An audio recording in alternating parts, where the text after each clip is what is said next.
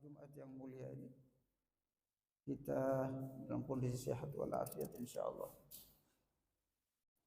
Kita bisa melanjutkan kajian rutin kita setiap Jumat subuh di Masjid Al-Hidayah.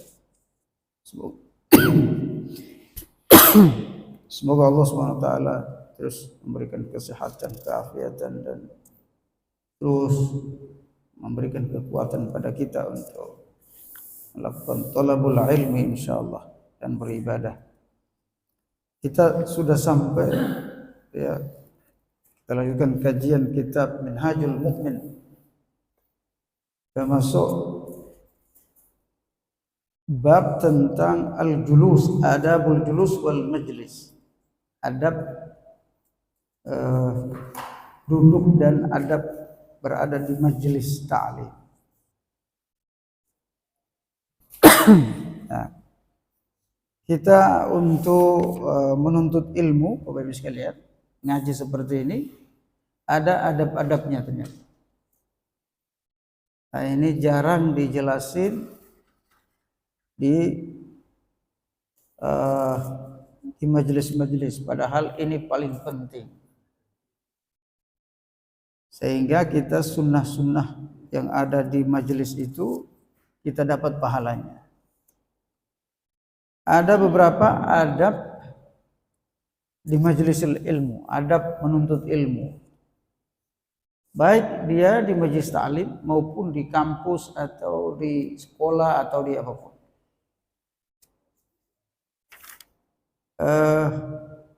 Di antara adab-adab itu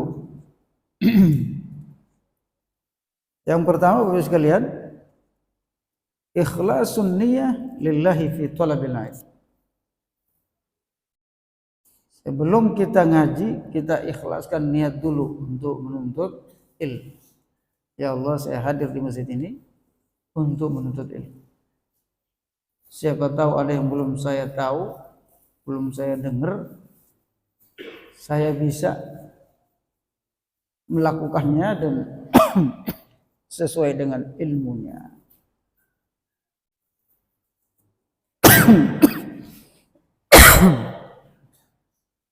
Ikhlasun niyyah lillah fi talabil ilmi ini penting Bapak Ibu sekalian, karena innamal a'malu binniyat. Allah mencatat pahala itu sesuai dengan niat kita. Kalau kita tanpa niat, enggak ada pahalanya nih duduk-duduk di masjid. Ada orang menggabungkan dua niat dalam satu pekerjaan. Nah, termasuk majelis ta'lim di masjid misalnya. Niat pertama thalabul ilmi, niat yang kedua i'tikaf. Dua niat ini bisa dapat dua pahala, dua amal ibadah. Yang pertama thalabul ilmi, yang kedua i'tikaf. Niat ini penting sekali bagi kita umat Islam. Kenapa? Karena Rasulullah SAW bersabda, niyatul mar'i khairun min amali. Niat seseorang itu lebih baik daripada amalnya itu sendiri. Amal tanpa niat diterima enggak? Tidak diterima. Niat doang itu diterima. Itu ada pahalanya. Misalnya niat naik haji, enggak jadi haji. Pahala hajinya udah masuk.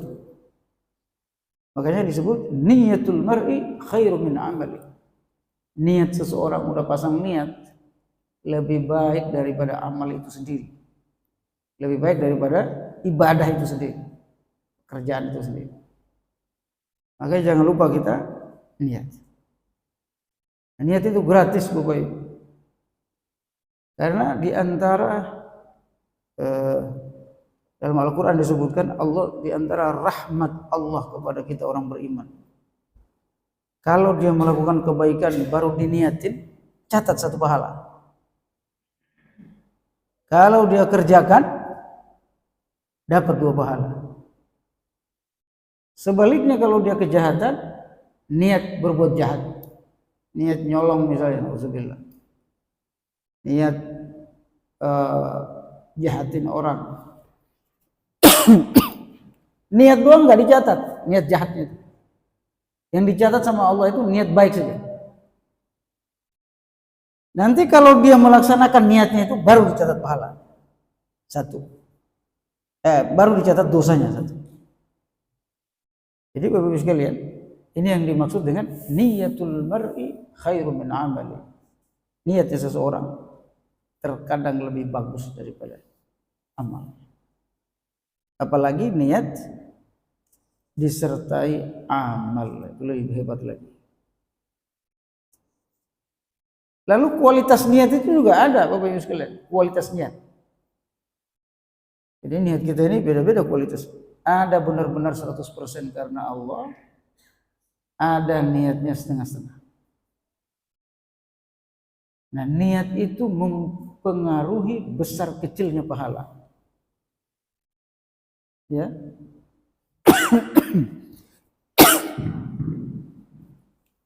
Bismillah.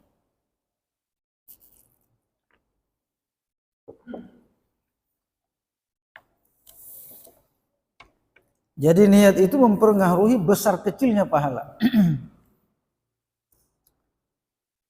Kalau niatnya semakin tinggi keikhlasannya, makin besar pahala amalnya. Makin kecil keikhlasan dia, niatnya itu, makin kecil pahala. Itu luar biasa niat itu. Kata para ulama, kam min amalin saghirin yukabbiruhun niyah. Berapa banyak amal yang kecil jadi besar karena niat. Bapak Ibu sekalian, ngasih orang 1 gelas air itu kecil Pak, 1 gelas air berapa saya harganya? 1.000 rupiah. Tapi niatnya betul sungguh-sungguh, itu bisa lebih besar daripada orang berinfak 1 juta yang tanpa niat atau niatnya buru-buru gitu, yang penting ngasih aja. Lebih besar tadi ngasih 1.000. Itu yang disebut berapa banyak niat amal besar dikecilkan oleh niat. Sebaliknya berapa banyak amal kecil, wa kam min amalin saghirin yukabbiruhu niyah. Berapa banyak amal yang kecil jadi besar karena niatnya. Penting niatnya. Ini dalam Islam. Ya, kalau agama lain nggak tahu. Tapi dalam Islam ini yang dilihat oleh Allah. Keikhlasan hati. Jadi sebelum bergerak fisik kita ini, yang dilihat oleh Allah itu hatinya dulu. Begitu. Karena kalau enggak, bukan ini yang dinilai Pak, keikhlasan yang dinilai. Amalnya yang dinilai langsung sama Allah. Maka yang masuk surga itu orang non-muslim yang banyak. Orang Jepang yang banyak. Karena orang Jepang itu 12 jam kerja. Kerjanya itu lebih rajin dari kita. Amalnya itu bisa lebih banyak dari kita. Ada namanya Bunda Teresa. Pernah dengar? Bunda Teresa itu hampir seluruh dunia ini Pak, dia datangi dan dia sedekah, dia bantu. Ya, cuma niatnya nggak ada. Kalau kita udah nggak punya amal, nggak punya niat pula, rugi banget. Rugi banget. Itu yang membedakan kita dengan agama. Dan inilah keistimewaan agama ini. Salah satu keistimewaan agama, niat itu. Jadi Bapak sekalian, pelihara niat. Banyak orang nanti di akhirat nyesel. Dia lihat, saya sudah lakukan ini, saya lakukan ini. Kenapa nggak ada itunya ya? Nggak ada balasannya. Ternyata masalah niat. Bahkan ada yang wafat di medan juang, perang, ikut lawan musuh. Lalu kemudian ditanya oleh Allah SWT. Ini hadisnya riwayat Bukhari Muslim. Wahai fulan, kenapa kamu jihad? Meninggal di medan perang. Ya, ilai kalimatillah, untuk meninggikan kalimatmu, hai Allah, perjuangkan agamamu. Kata Allah, kadzabta, bohong itu. Niat ente jadi mujahid berjihad di jalan Allah itu bukan untuk mujahid, bukan untuk meninggikan kalimat Allah, bukan untuk memperjuangkan Islam, tapi niatnya agar supaya disebut mujahid. Faqad qila, dan sudah disebut engkau mujahid. Di dunia engkau sudah disebut syahid, padahal niatnya lain. Lalu kemudian kata Allah, seret dia ke neraka jahanam. Udah korban nyawa, masuk neraka pula. Kenapa? Karena masalah niat. Hati-hati niat. Nah. Jadi yang pertama kita majelis ini Bapak sekalian, ikhlasun niyyah lillah. Niat, ikhlaskan niat karena Allah fi talabil ilmi. Ini kita nuntut ilmu mulai setengah jam. Tapi bisa pahalanya seperti jihad insyaallah. Yang kedua, adab talabul ilmi ini al-istighalu bi taharatil batin wal zahir min syawaibil mukhalifat. Atau min syawaibil mukhalafat, menyibukkan diri dengan membersihkan batin wa zahir. Jadi harus bersih, hati dan fisik bersih. Kalau ngaji itu dalam kondisi bersih, baik batin maupun lahirnya, fisik maupun hatinya bersih.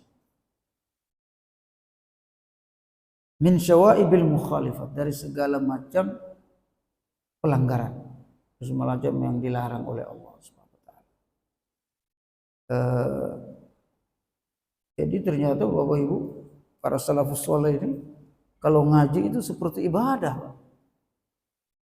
Jadi harus bersih, harus bersuci. Makanya para sahabat kalau ngaji bersama Rasul berwudu. Para salafus saleh ngaji di hadapan para sahabat, para tabi'in ngaji di hadapan para sahabat itu berwudu, Pak. Dalam kondisi wudu.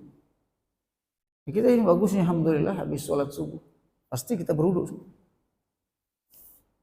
Nah, ini luar biasa ngaji ba'da subuh ini atau ngaji ba'da sholat itu kena dapat sunnahnya. Taharatul batin wal zahir. Kalau kita sambil dari kerja langsung ngaji, kadang nggak sempat wudu. Nah, ini justru sunnah ya, dapat sunnah. Ya, walaupun ada yang salah paham mengatakan nggak ada itu ngaji setelah sholat. Ya, bid'ah. Ini nggak tahu, terlalu sempit pikiran, pemahamannya sempit. Ya. Yang penting tidak dicontohkan sama Nabi.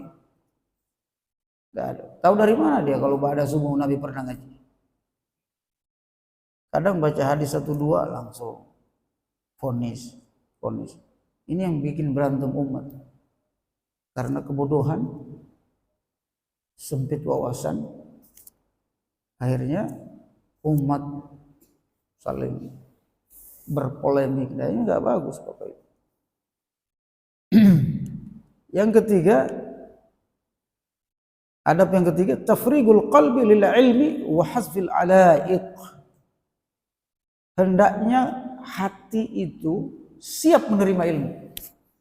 Jadi dikosongkan semua tuh. Jangan mikir masakan, mikir dagangan lagi ngaji.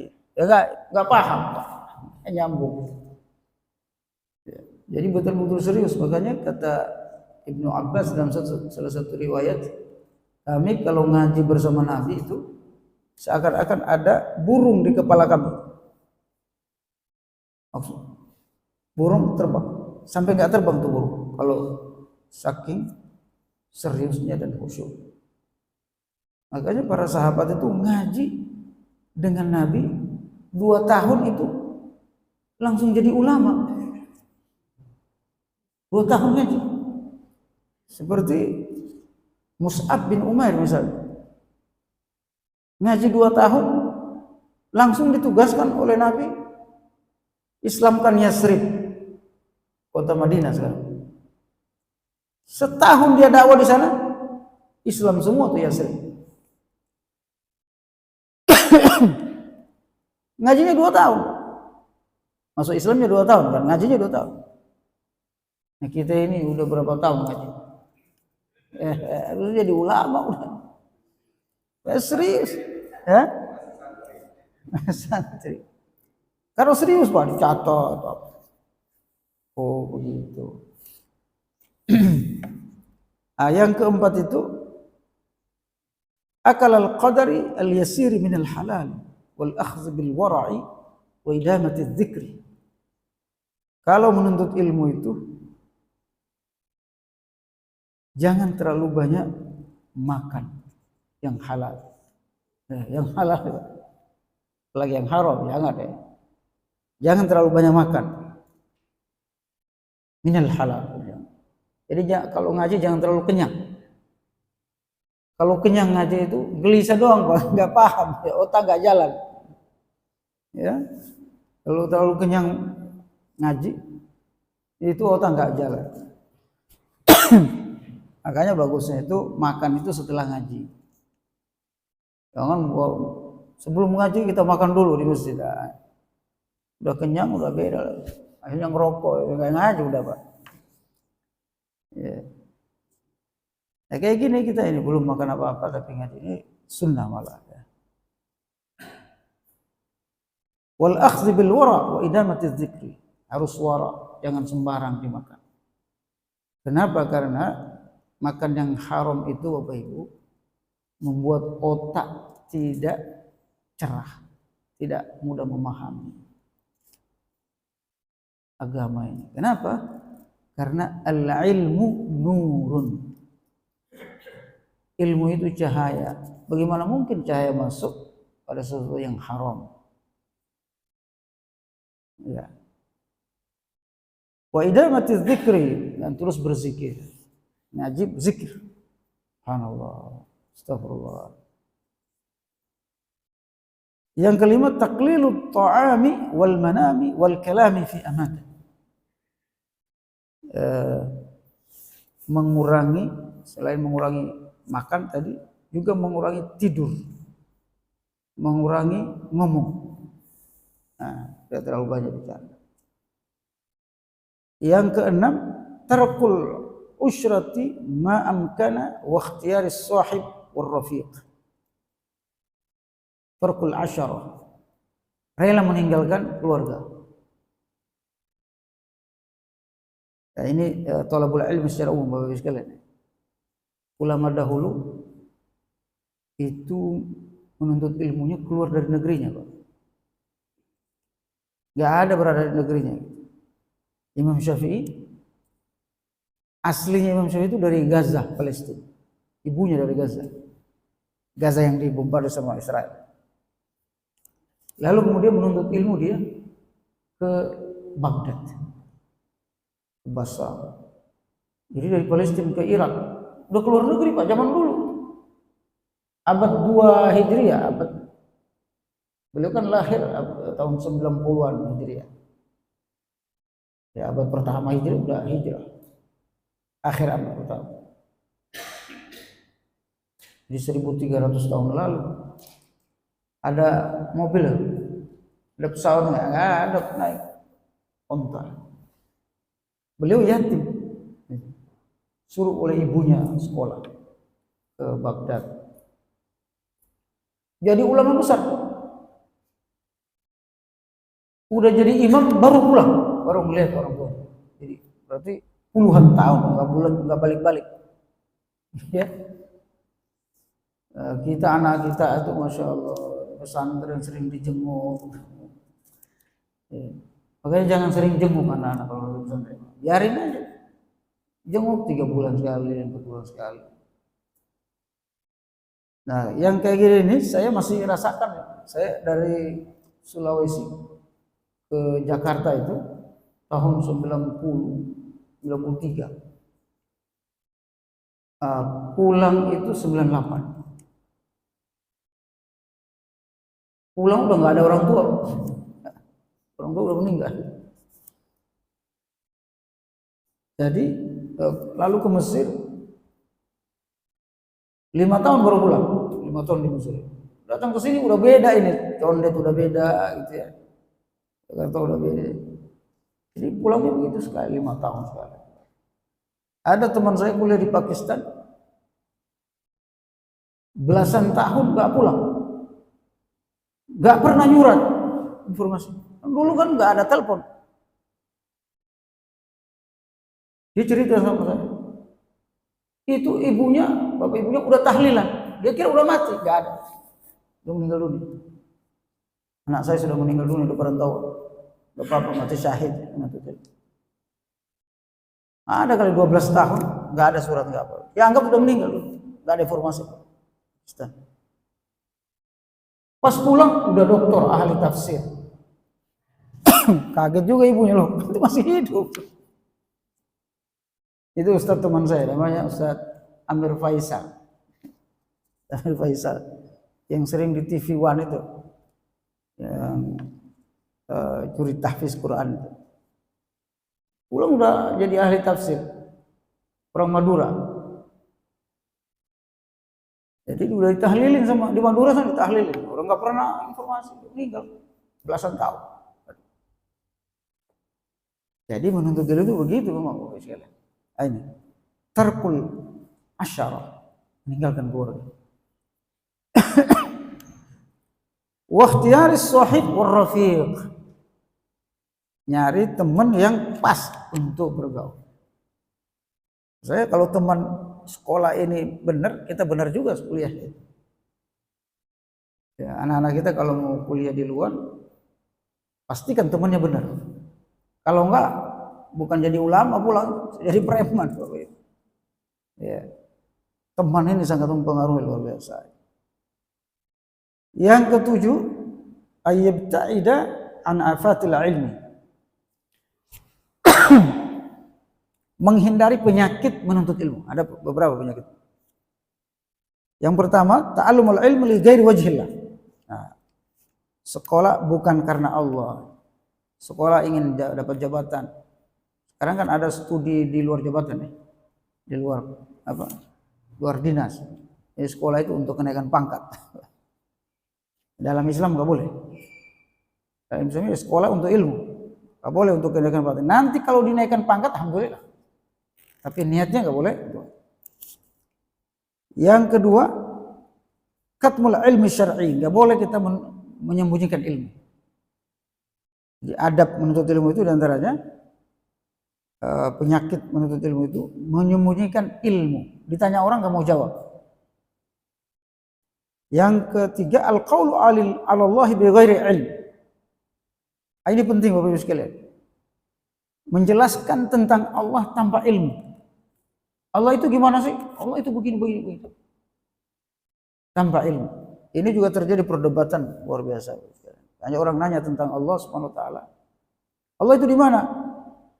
Allah itu duduk di arsy.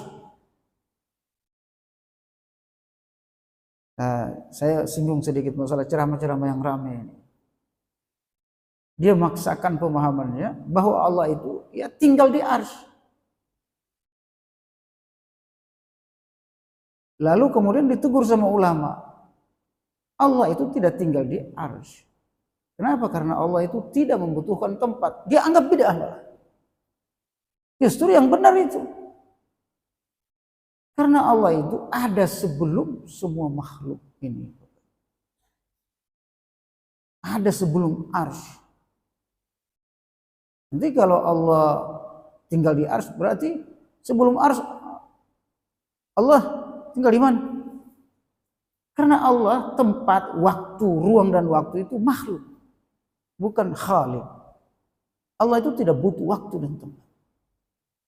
Yang butuh waktu dan tempat itu kita. Ketika kita mengatakan dia tinggal, berarti kita menyamakan dengan makhluk. Menyamakan dengan makhluk. Kalau sudah menyamakan dengan makhluk, bisa musyrik Bapak Ibu. Karena laisa kamitslihi syai'un. Allah itu tidak sama dengan segala sesuatu. Lalu yang benar gimana? Menurut para ulama salafus saleh. Istawa itu maksudnya apa? Mengarah, meninggi. Istawa itu ada dua maknanya saja. Allah itu meninggi di atas arsy. Makanya subhana rabbiyal a'la. Maha suci Allah tinggi. Karena arsy itu tempat yang tinggi, maka Allah sebut istawa 'alal arsy. Kata istawa itu sendiri jarang ulama mengatakan itu duduk. Istawa itu adalah meninggi. Ada yang mengatakan mengarah. Jadi kalau Allah di langit, ya benar karena mengarah ke langit. Allah itu tinggi. Langit itu adalah semua yang namanya tinggi itu langit. Langit kita itu yang biru itu. Padahal itu belum langit ya. Langit sebenarnya ada lagi. Jadi semua yang tinggi itu adalah langit. Ini langit-langit namanya. Bahkan ini busi kita yang di atas nih, langit-langit namanya. Langit-langit mulu.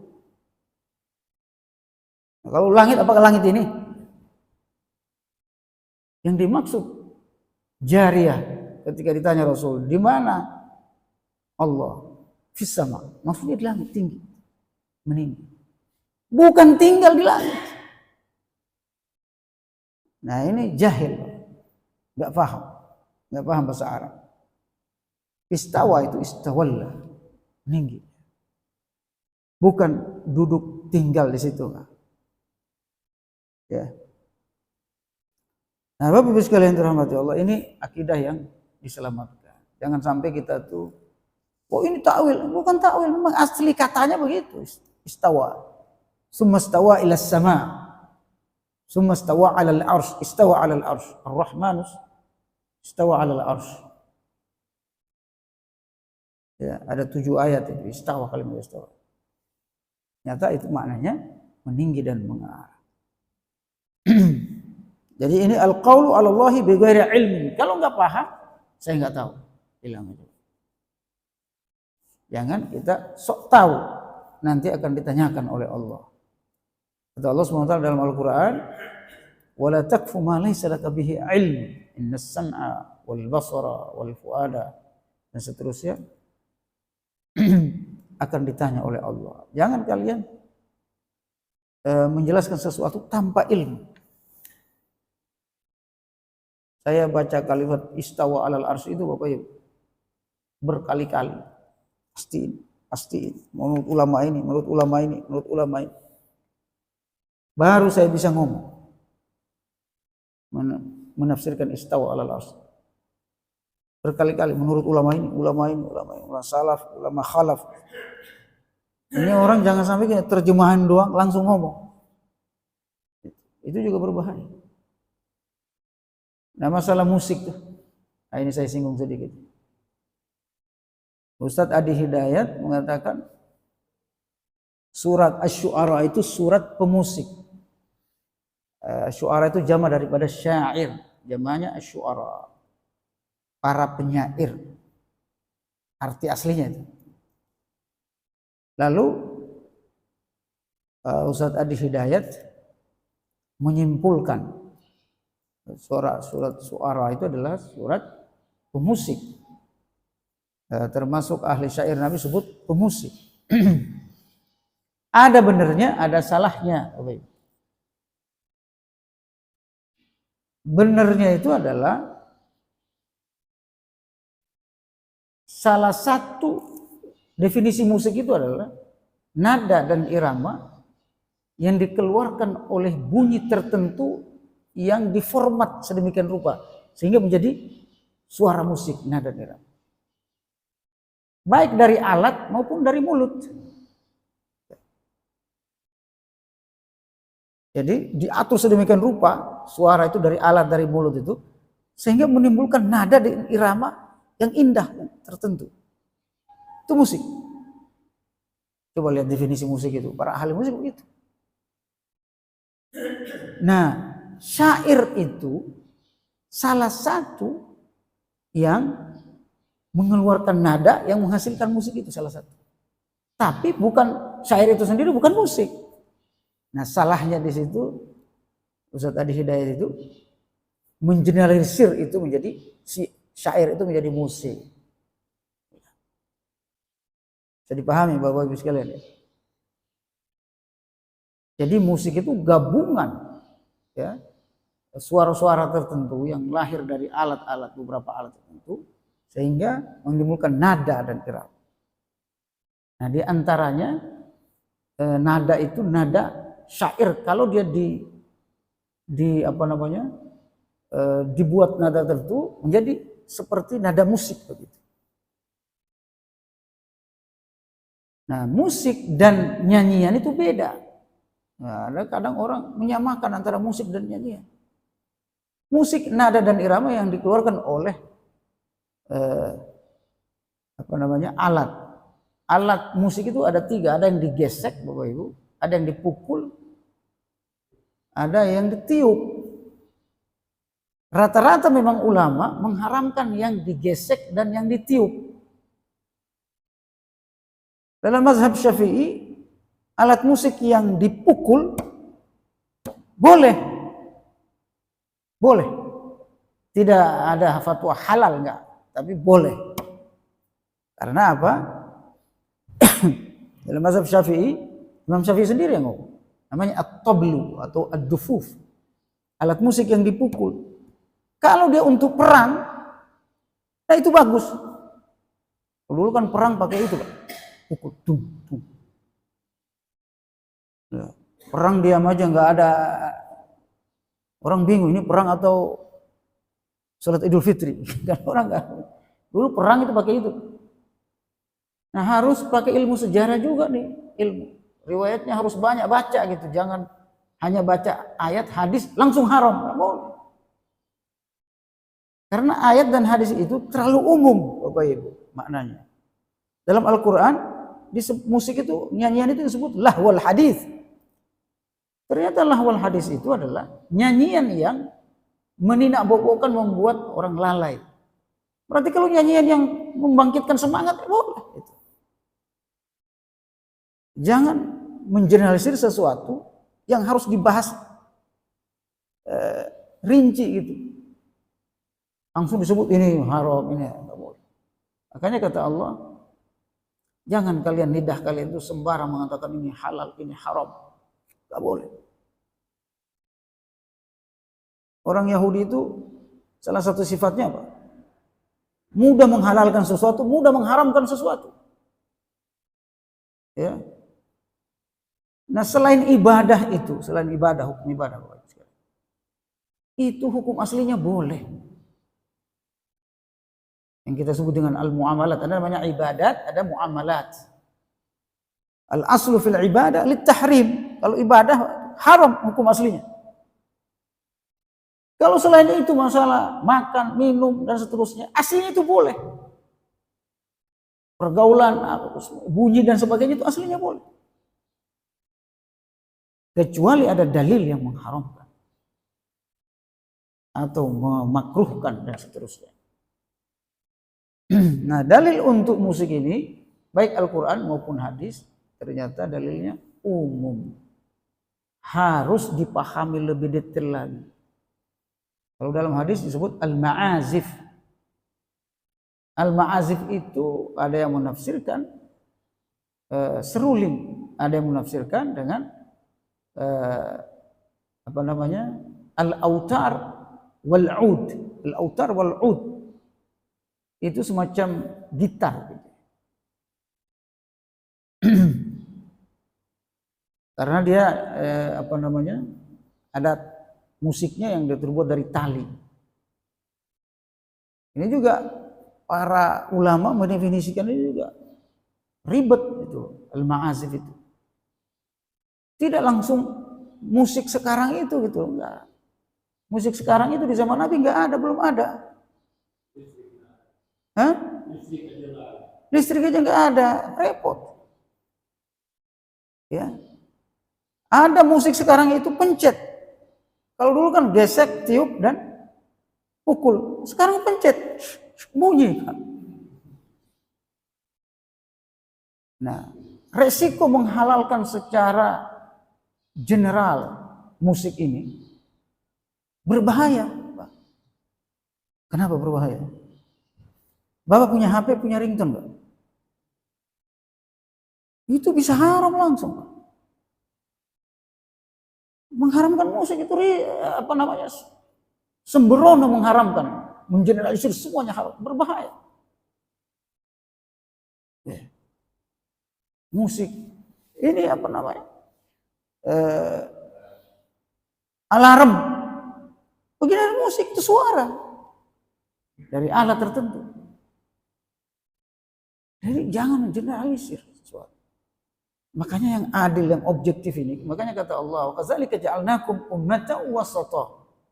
Demikianlah kami menjadikan kalian umat yang adil, objektif, pertengahan, moderat.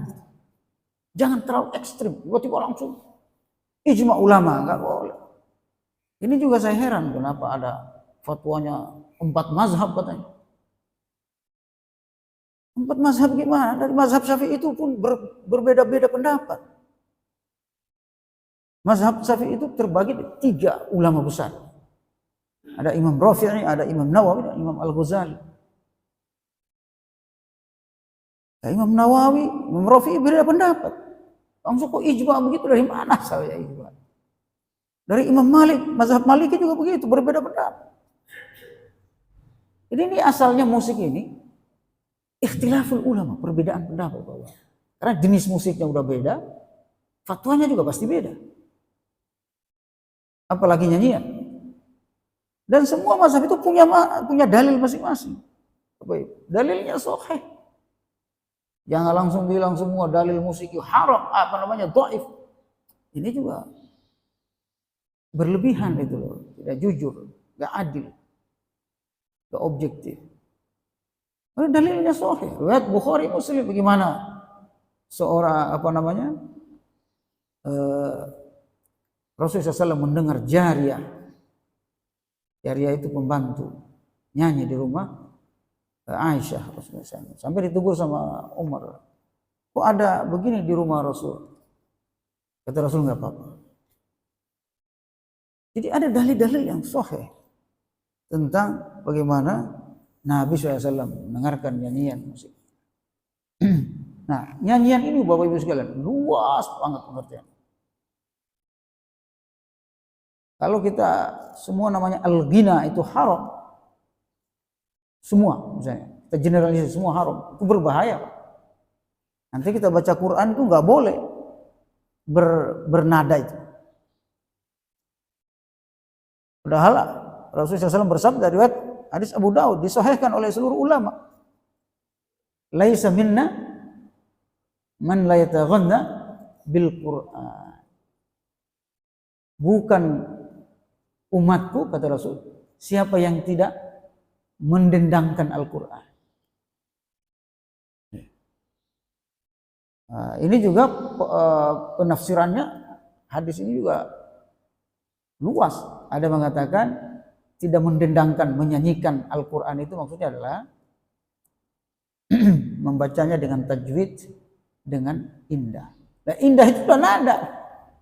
Bismillahirrahmanirrahim. Itu ya kan namanya. Tidak ada kita baca Quran Bismillahirrahmanirrahim. Kata Rasul nggak boleh baca Quran begitu. Laisa minna man la taghanna bil Quran.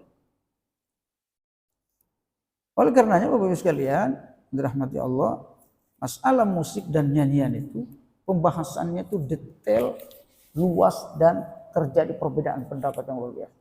Nggak boleh kita langsung mengklaim ijma 4 mazhab, bohong gitu. Ya, bohong. Karena tidak seperti itu, faktanya nggak seperti itu. Wallahu a'lam bishawab. Yang berikutnya ad-da'watu fil ilmi wal Qur'an. Jadi ilmu yang kita tuntut tadi harus diajarkan lagi, berdakwah. Ya. Dan Quran yang kita pelajari tadi kita ajarkan lagi. Izlalu ahli ilmi lil ilmi bisu'alin nasi bihi. Ya harus mampu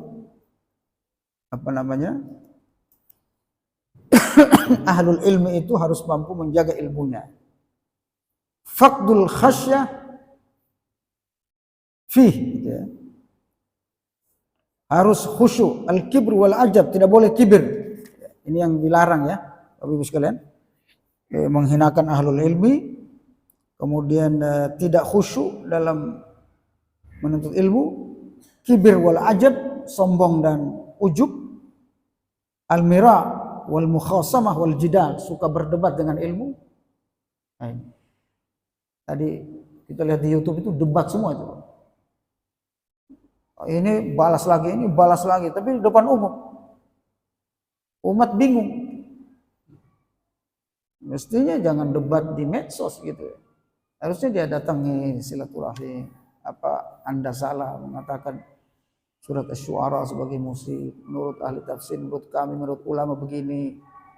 Tolong dicabut perkataannya. Selesai. Jangan di-rot. Ya, dibalas, dikritik rame-rame itu depan umum. Ya nggak boleh begitu.